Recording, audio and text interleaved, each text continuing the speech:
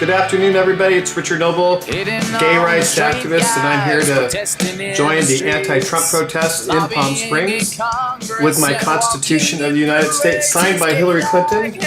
See your signature right there. Bill Clinton and Chelsea Clinton as well. So I am a big. I also got a bullhorn. Love Hill's hate. Love Hill's hate. And then it has an alarm on it.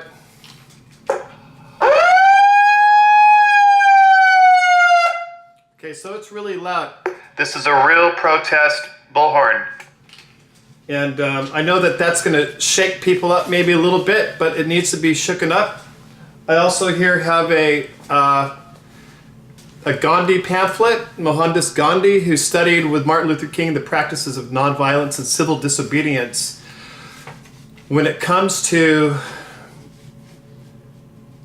not cooperating with those that would deny civil rights to LGBT people, to Muslims, to Native Americans, to African Americans, to women. This is a very dangerous Trump administration, and I have a feeling that we across the nation are going to need to start training and learning about the practices of passive resistance and nonviolence. So it's nonviolent passive resistance disobedience, and working with police so that there is no violence, so that when or if arrests have to be made because we are resisting the status quo or even the visitation of hateful people in our community, whatever it might be, we need to practice the principle of nonviolence. And I wanted to read something to you. This is from Mohandas Gandhi. The breach of promise shakes me to my root, especially when I am in any way connected with the author of the breach.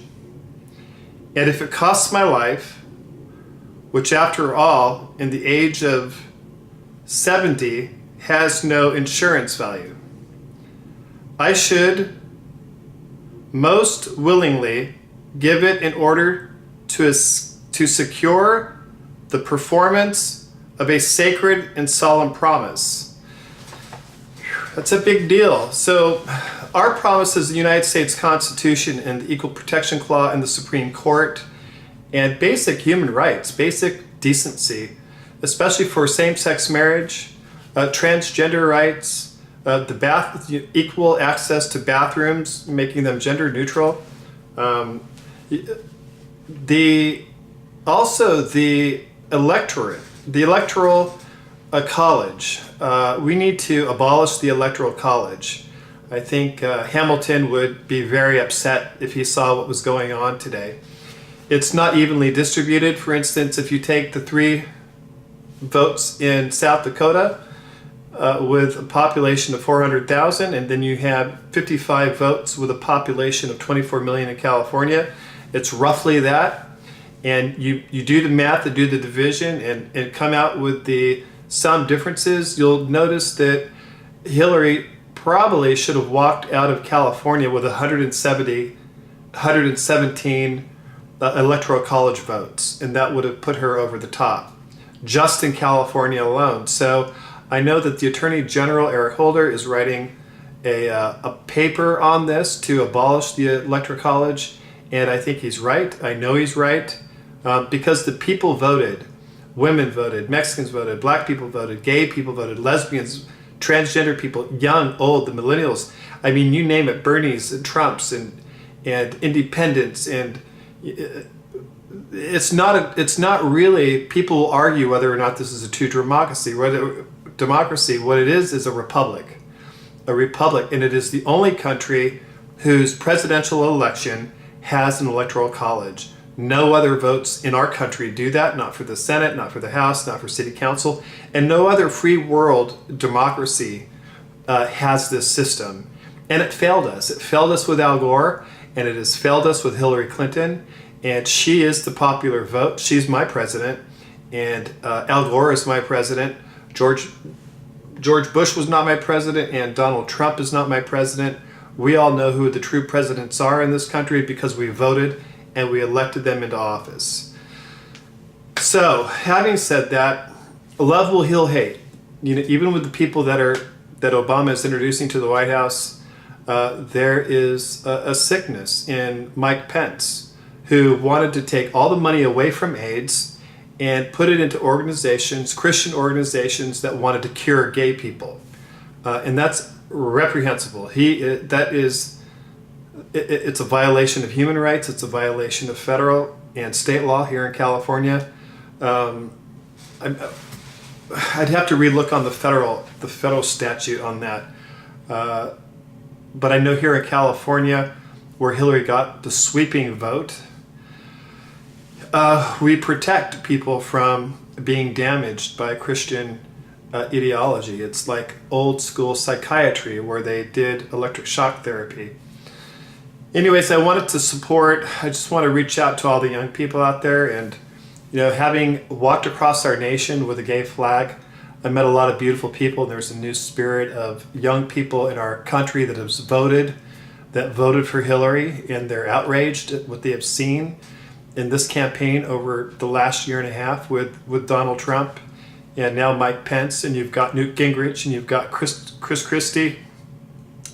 You just have all these white, heterosexual, white supremacist, Christian ideology government officials now who are going to be making our laws over the next 2 years, and sending a lot of bills up to Donald Trump to sign just horrific things into law. So we have to fight back. We have to resist. We have to not cooperate. We have to write op-eds. We have to run for public office. We need to speak to school boards. We need to speak to city councils. We need to protest and resist nonviolently everywhere we go, and not cooperate with an oppressive government. Like I've said, oppressive to Muslims, oppressive to women, oppressive to gays, oppressive to transgenders, oppressive to Mexicans or people from out of the country, not wanting to be a country of immigration, which we are, oppressive to Native American Indians. They're on reservations, and the pipeline up in North Dakota, Standing Rock, our heart goes out to them, and we are with them as a people, to our polar bears and to our coral reefs and global warming. Let me talk about global warming. I actually studied this biology in college, and this was one of our classes about the carbon dioxide and the greenhouse gases, how they stay on the blanket of the earth. And when the solar light hits the planet, it can't escape. So it stays in, and it creates, our planet is warming. As you can see from underneath, the temperatures of the ocean, of the ice caps, are melting from underneath. The earth inside is warming and warming our oceans. The carbon is hitting the salt water of the sea and killing our coral reefs, which is a major environmental catastrophe. And we need to, if you know Leonardo DiCaprio, tell him to get out here and protest with us. Ask him to come out onto the streets and be a part of our community. I know he's flying around the world and making movies, but we need him in the trenches of the fight. So that's it. That's my little, I know we're going to be in Palm Springs, and remember, nonviolent passive resistance. Don't attack anybody. Speak for what you are for and hold your position on that. And I would even resist getting into verbal altercations with people. Protect yourself, don't get hurt, and don't cause any damage. Don't hurt people, and don't hurt property. And if you need to do anything, you sit down, you surround yourself with friends, and you don't move. It's called nonviolent civil disobedience, passive resistance, for a reason. It's because it's based in love, it's nonviolent, and it works. And we can change a nation just by following Mahatma Gandhi and Dr. King, and learn from them. This is the time. We are coming up against an oppressive regime with the Trump administration, with Mike Pence. It is going to be, I'm afraid it's going to be a real disaster for our planet and for our people. And I'm very, very concerned. So you can go to the Act On website as well, acton.org, and they have a training in there for nonviolence that you could do in your schools, in your community centers, in the park. Just teach each other to not cooperate with oppressive regimes, and to be nonviolent, and to pray, and just know that love wins the day. Love will win this fight. We have said love trumps hate, and I have to say love heals hate. Love will heal the divide. Love will bring equality through our Constitution for all people. When we have love guide the way, love wins the way. If love guides the way, love wins the day. So let's pray for love. Let's pray for strength and courage to do the right thing and to be surrounded with the right people. And when I walked across America, I was never violent. I didn't scream. People weren't angry with me. As a matter of fact, I joined them. If I was out with ranchers, I joined the ranch. I got on a horse.